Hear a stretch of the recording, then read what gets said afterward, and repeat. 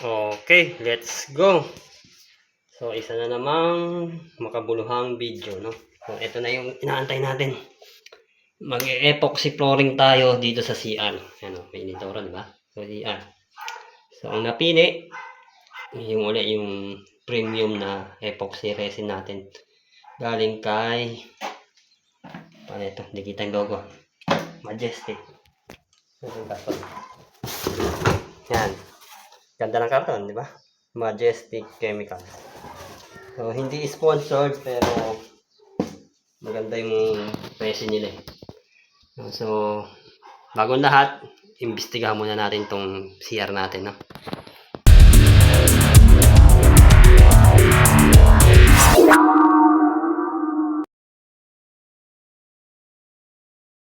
So, yan, inalis ko muna yung epoxy natin. Tapos, eto, sa lagay na ito, hindi ko muna pinagamit yung CR mga ilang araw, no? Para matuyo yung sahig at hindi magka-problema sa resin. Bawal din kasi sa basa yun. So, nung natuyo, ayan, may mga mancha-mancha at konting alikabok, no? Tapos, ayun, may dumi pa dun sa sulok. Eto, umido ng tubig. Ng, ano ko ba? Pangit din kasi ng pagkakatal sa'yo. May lubog. So, yan, hindi pantay-pantay yung tiles. Ito malubog. So, ayusin natin. Oh, laki ng kalso na ito. So, yung diferensya ay masilyahan na lang. Hindi pantay-pantay. Sagwa naman na nag-tiles na ito. Malaki. Maliit. Tapos lubog pa. O, ganyan resulta kapag hindi ka anong professional ang gumagawa. So, linisin muna natin. Tapos ito, matigas to. So, may pang-aalis tayo niyan. Expected ko na yan eh. So, linis muna. Yung mga mancha, linisin na rin natin. Meron pa ng mancha. Ayan, mga kulay ba. Yan. So, masindihan natin lahat ng siwang para hindi na kumain ng maraming resin. Lalo na lubog na to. Kakalinis-linis, lumulubog yung grout. So, masilyahan na lang natin lahat. Yun nga lang, baka makinis sa masilya, tapos dito hindi. Pero mag-cell level naman yung epoxy flooring natin. So, magpa-flat tong sahig natin. Pangit din naman kasi itong maraming ambok na tiles. Kaya nag-iipon ng tubig, parating basa tuloy. Kaya hindi ko muna pinagamit ng matagal para matuyo lang. Kasi nag-iipon ng tubig talaga dito sa mga lubog-lubog niya. Mas maganda pa yung hindi masyadong maambok yung haspe. Pag nagtatiles kayo sa CR, no? Ito, linisin muna natin to. Okay, let's go. Although walang tagahawak, no? Pero, tsagain na lang.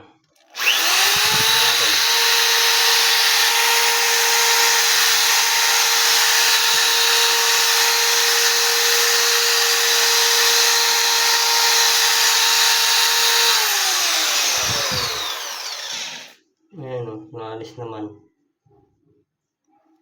Kaya lang, tigas din, kulang sa diin eh. Dami pa naman na ito. Masilyahan ko na lang kaya diretso. Makapit naman eh. Nako. Sige, tingnan natin. Linisin ko muna. Pag matigas talaga, masilyahan na lang natin diretso. Yan. Matigas talaga. Grabe din ang kapit. Pero ayan, nabawasan ko. Nalinis na dito. Pero ito, sobrang tigas na ito. Nabutas na nga yung grout. Para natatanggal. Pero, makapit naman siya. So, diretsuhan na lang natin masilyahan. So, pang mamasilya natin, ano ba yun?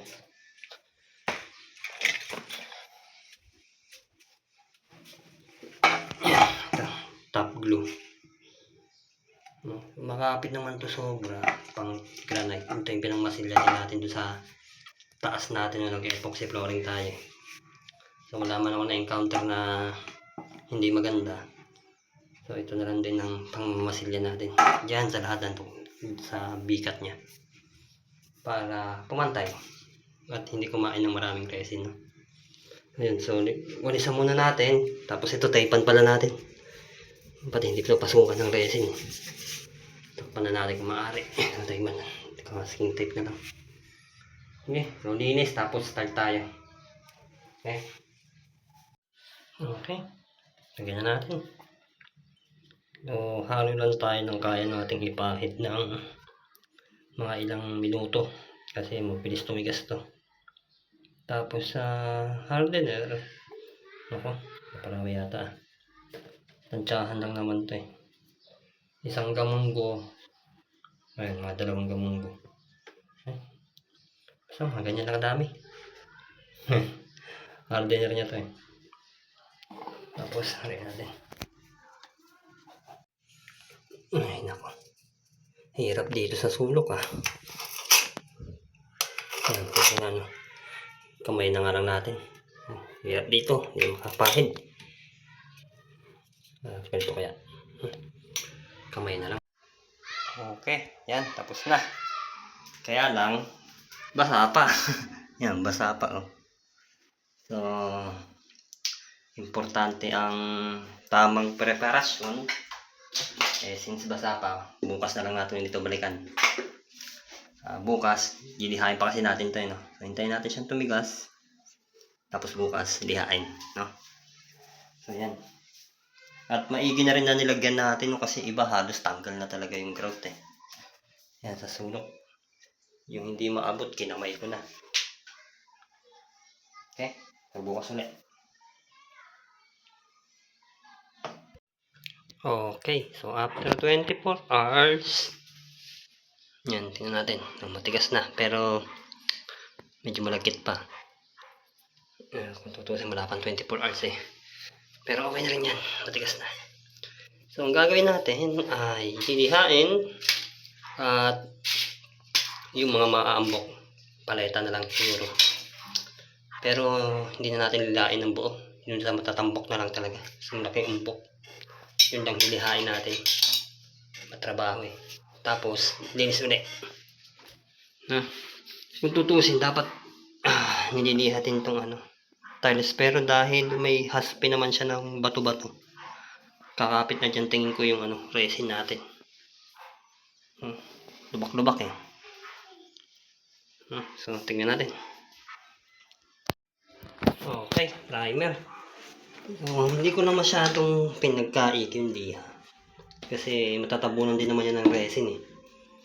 So, light sanding lang naman. Maalis lang yung mga rebaba. Okay na. Tsaka matigas kasi. Matigas lihain. So, yan. Primer tayo. Yan, primer. Kadalasan, hindi ko muna yan nilalahat. So, meron tayo isang lalagyan pa dito. Nagtitira ako ng konti. Pang balanse. Kung sakaling pumalpak, meron akong pandagay. So, halo tayo sa separate na lalagyan. Tapos, apply na natin. Siguro hindi ko na i-video kasi nakailang video na ako ng pag-apply na ito. Bigay ko na lang yung finish product, no? Importante lang naman yung mga gilid-gilid, hindi umabot sa pader pag magmantsa-mantsa. Tapos, meron tayo ditong ito na, panghagod natin. Panghagod at saka pang roller. Ito sa kantuhan para hindi maabutan ng roller. Hindi kasi pwedeng roller sa kantuhan eh, sa mga kilikili. So, ito nakuha natin sa isa pang resin na binili natin, no, sa Goti. Hindi naman natin nagamit. So, dito na lang. Ang ganda, may ngipin, no. May kakalat mo talaga dun sa kanto. Yung masikip, yan, naalala ko yung mga masikip. Yan, ganito. Doon. So, tingnan natin. Pakakamayin ko na naman. Kawawa naman. Hindi, ito, wala. Mga maliit na stick, pwede yan. So, tingnan natin. Okay. Gray pala yung nabili nating primer, no. Okay lang din naman. Gray nga ba? Gray nga. Yan. Okay lang din naman para yung kulay puti, malaman natin kung nalagyan na o hindi kasi magkaiba naman ang kulay. Malalaman mo yung napahiran sa hindi pa dito sa kulay puti. Pag pares kasi ng kulay yan, di mo alam kung na-applyan ba o hindi kasi magkahawig ng kulay. So ito, kalahati na lang ngayon. Parang mas marami dati. Bawasan. Ayan, hinalo ko muna ng wala pang hardener para yung nag-stagnant sa ilalim may babaw. Tapos saka ko lagyan ng hardener. No? So meron pa na ito, tingin ko black. Meron ba black? Basta white, gray, black pa o yellow. Anyway, yun lang naman. Yan. Sige nga, testing natin kung gamitin. Kung effective ba. Dapat hindi malalagyan yung paddle.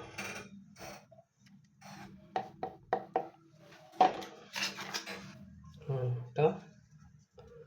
Gagawin natin. Magawa lang natin. Diba?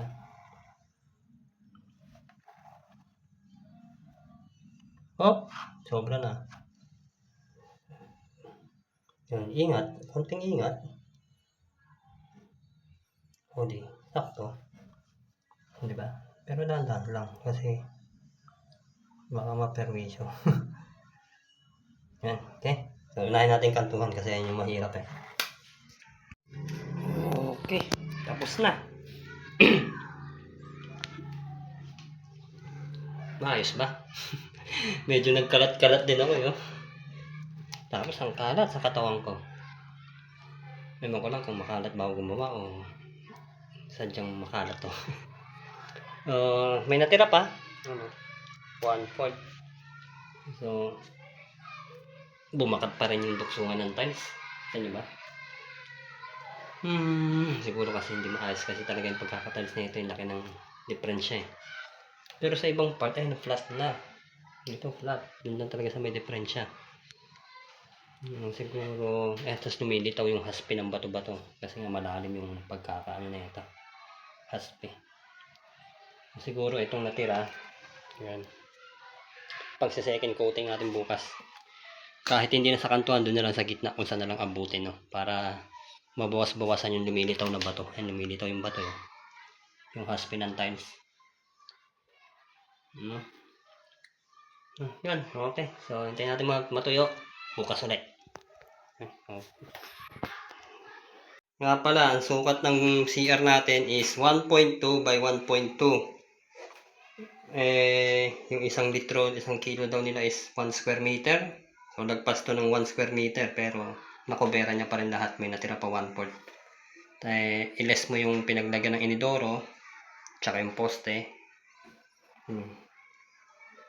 Siguro nga may matitira. Pero 1.2 by 1.2 to.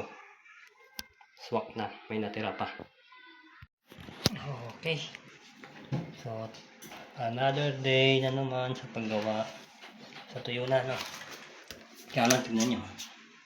Sobrang lumitaw na yung haspi ng tiles na bato. So, kailangan talaga second coating. Para magbawas-bawasan man yan. Hindi, madaling mauupod yung epoxy natin. Diyan sa mga part na naka-unblock. Tapos may literal na nakakatusot na ambok. Marami ba? Medyo madami. Lilihain na lang natin yung mga nakakatusok na yan. Yun, medyo makinis na. So, konting liha lang naman. Light sanding lang. Mawala na yung ambok-ambok. May mga tusok-tusok eh. So, yun, niliha, tapos pinunasan ng basahan. Wala na, siguro kaya maraming tusok-tusok tayo dun sa bato-bato. Pero yan, applyan na natin, no? Pero wala tayong nalagyan, Ito na lang uling pinaglagyan natin kahapon. Madali lang naman matanggal yung madali lang matanggal yung epoxy resin. So, diba? Tiklap na mag-isa. Wala lang ulit. Linisin ko muna. Yan. So, applyan na uli natin. Push tayo konti. Hindi tayo magsimula sa medyo marami-rami. Ngayon, kung saan na lang abutin. Ay, nabuhos. Tapos, tutusin pangit din talaga yung ganitong tiles Yung malalim yung ambok. Yung bump natin, naiiwan pang malalim yung lubog kasi nagpupondo yung tubig ngayon nagkukos ng lumot kaya gusto kong i-epoxy flooring to para magpantay na. Yung kinikili, itong kanto, hindi na natin lalagyan kasi diyan ko napakapala nung nakaraan yung pantay na agad siya. Tsaka may masilya kasi yan eh. So, dito tayo mag-focus sa mga malalalim. Buhos-buhos ng konti-konti. Sana magkasya. Okay, lagay nga muna tayo ng lagay. Okay na ulit. So, mabilis lang. Uy, may mo. So, konti na lang naman na yung kinakain ng ng epoxy kapag pangalawang mano na. Ay, buhok eh. Lagay natin. Lagay siguro yung buhok ko. So, nagkasya naman. Tapos, ito natin itong sobra pa nga yata eh. Tapos, yun, hindi na litaw yung bato. Nabukasan. Na konting hagod na lang yan. Bukas ulit. Kung tutusin, pwede pa nating masilyahan yung buksungan ng tiles, pero tinatamad na ako eh. Okay na ito. Inspeksyonin natin kung may mga hibla at saka bula. Ito kagandahan dito, kunti lang bula kahit ordinaryong roller lang gamit natin yun. Wala masyadong bula, pero may dumi. Bula. Blower natin ng hair blower. Tapos yan, goods na yan. Tagal no, ilang araw na. Kaya wag niyong gagawin to kapag wala kayong mapagsisiaran. Buti na lang, 2 CR namin. Ayan, tingnan mabuti. May bula at dumi. Panira yung bula eh. Okay, bukas. Okay, day 3, no? So, tagal, no? So, pero ayun, okay na. Medyo nabawasan na yung bato-bato na nakalitaw. Meron pa dito pero mapapatungan pa naman ito eh. Tapos may nakaumbok na naman. May nalaglag na buhangin. Ay nako. May bula. Actually hindi ko na blower ito eh. Hinayaan ko na. Dapat binoblower yung mga bula-bula na yan eh. Pero matatabunan pa rin naman kasi kaya hindi ko na blower. Ito dapat talaga blower ko. Sayang naman. So, lihain ulit natin ng konti yung may mga nakaambok. Ayan, may tusok-tusok na naman. Tapos, maghahalo na tayo ng pang-design natin. So, ayan. Liquid marble na may pigment. Aztec gold at saka hanggang kulay ito. Ash gray yata yan. Maghahaluin natin. So, kalahati lang muna haluin natin ito kasi konti na lang naman na nagagamit kapag second coating tsaka third coating, konti na lang nagagamit yan, hindi kagaya ng bare part. So dito sa separate na lagyan kalahati na ito, tapos tagkakaunti lang na ito kasi pag naparami pangit din dun sa application namin noon napansin namin. Tsaka konti lang naman din talaga nilalagay. Ang dami ang dami pa na ito. Ay nako, hindi balance eh. Anyway, magagamit pa naman yan. So, linis muna ulit. Tsaka liha. Sino may liha? Yan itong may bula-bula. Lihain natin para mabutas. Kung hindi na mabutas. Pero kagandahan, tigas. Tigas lihain eh. Nabutas ba? Hindi. Ito na lang, may tusok. Tumikit na yung buhangin. Hindi, liha lang ang liha. Light sanding lang naman, tsaka sa portion lang na may diferensya. Yan, kung paano lagyan, may panundok naman sila ditong stick. Kaya stick nilalagay nila kasi para konti lang makuha mo. Yan. Tamang lang. Siguro mga tansyahin kaya bahala magtansya kung gaano ka-design ang gusto niya. Sa akin, mga 3 scoop. Marami naman to eh. Naman ang paggagamitan na ito. Tumama pa sa ano. Tapos itong gray. Nako, hindi ko mabuksan. Sabit nga lang. Yan, buksan ko na. So ito, konti lang din. Tsaka ano, huwag kayong bibili ng black mismo. Kasi masyadong dark yung color. Ito, mas kontian natin kaysa sa gold. Kasi pang ano lang naman ito eh. Pang balanse. Pang dagdag haspe. Ay, nabuhos. Yan, okay na yan. Tapos, tignan nyo kung makintab na pag hinalo. Kumalat sa gilid. Uy, mas marami pa yata tuloy yung ano itim nabuhos kasi. Yan, pagtingin yung mas naparami yung itim. Ano, kumintab na. Napunta pati sa gilid. Simutin natin na sa gilid. Dagdagan natin ng gold. Kasi nabuhos yung ano itim eh. Dalawa. Yan. Yan, tingin ko. Ayun, kumikintab na. Ayan, gold na siya. Diba? So, apply natin to. Teka lang, huliin ko muna mabuti. Tapos apply natin, no. So, ganun ulit. Unahin natin yung kanto. Gamit itong paleta na plastic. Tapos roller, cotton roller ulit eh.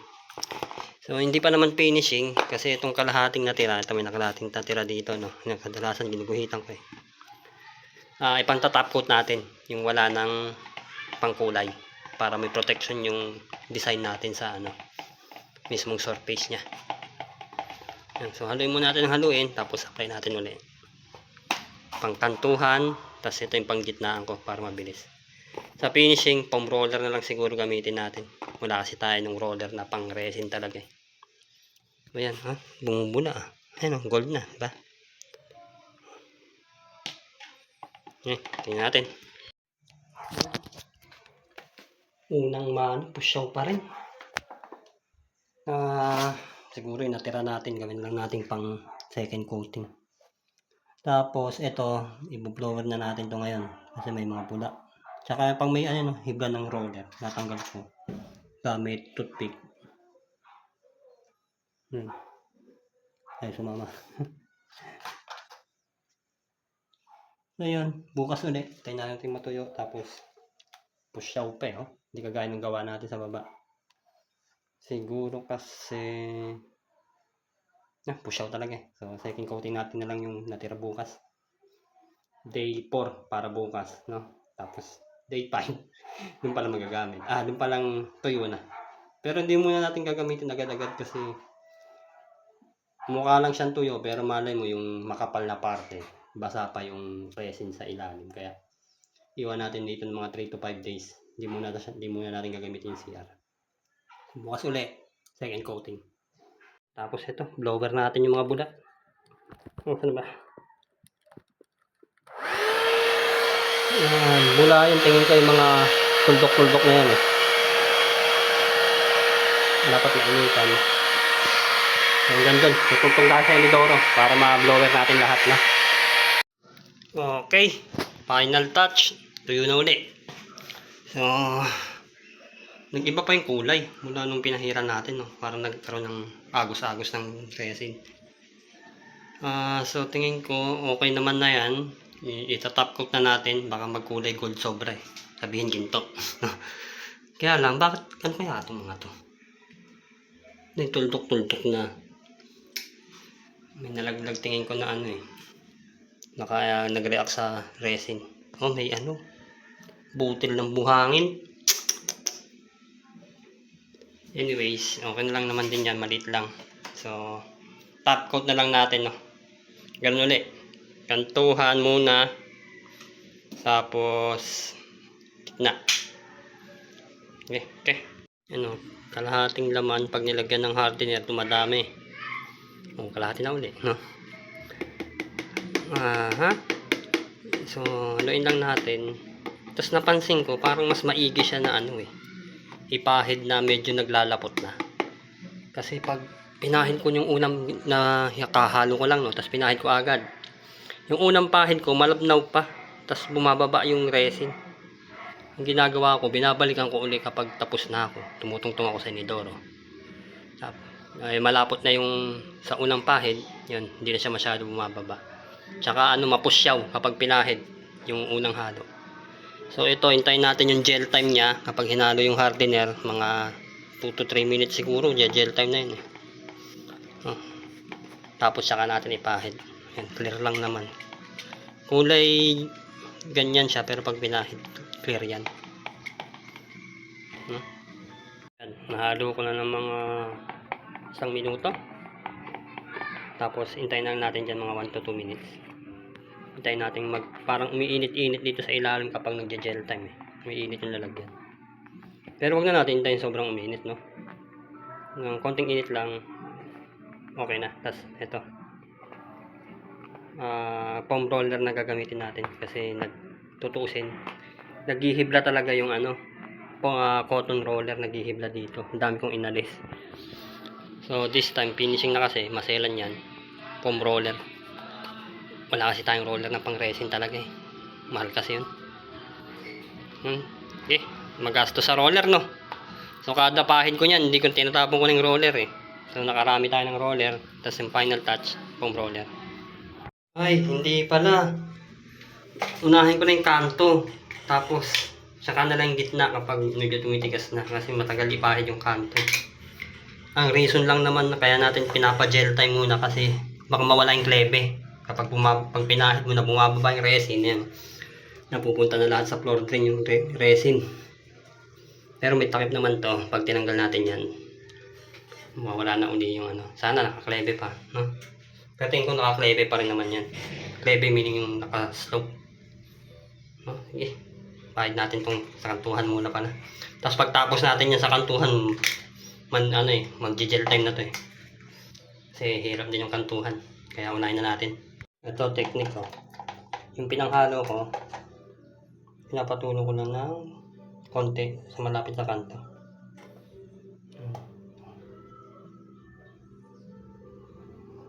Yan.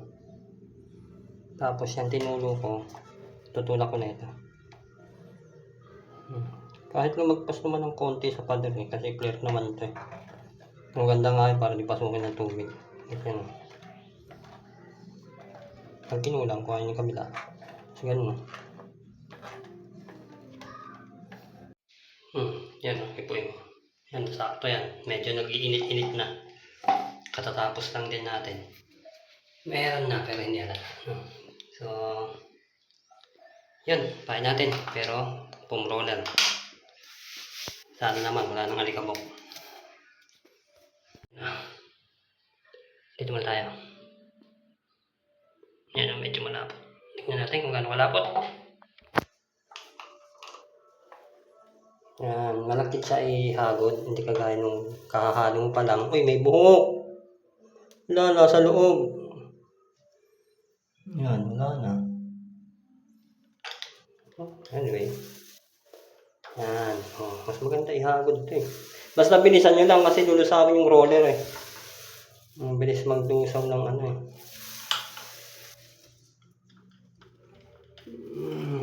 Tuloy lang natin to. Ito nga lang yung sa kantuhan. Ibang haspe. Pag ganun. Para dito. So yung itim, hindi masyado nag-effect. Dapat siguro dinamihan natin eh. Yung kulay itim. Pero meron shadow konti-konti. Pang shadow lang naman. Okay, kintab. So tingnan natin kung may bula at may dumi. Di maiwasan minsan na matudumihan ko. Napakakalat ko talaga gumawa. No? Pero yan, wala naman bula na. Tapos mas makinis siya. Kailangan ko ba i-blower? Hindi na. Goods na yan. Kusa pa naman bababa eh. So, yun. Tagal. Ilang araw. 5? 4 no. Pang 5, pagtuyo bukas. So, 5 araw aabutin bago mo magamit yung CR. Hindi nga eh. Dapat huwag patuyuin mo muna. Mga 1 to 3 days pagkatapos mong i-apply. No? So, yan. Sana nakuhaan niya ng kung ano man. Kung paraan, no? At sa mga susunod pa natin pwedeng i-epoxy dito, no? Okay, thank you. Nga pala, no? So, abangan nyo, ano ngayon magiging experience namin dito, no? Pag ginamit na namin. Madulas nga ba talaga siya, o ano magiging itsura kapag ginamit na? Magagasgasan ba? Lalabo ba? So, tingnan natin. Tsaka, anong panglinis dito? So, abangan nyo. Thank you.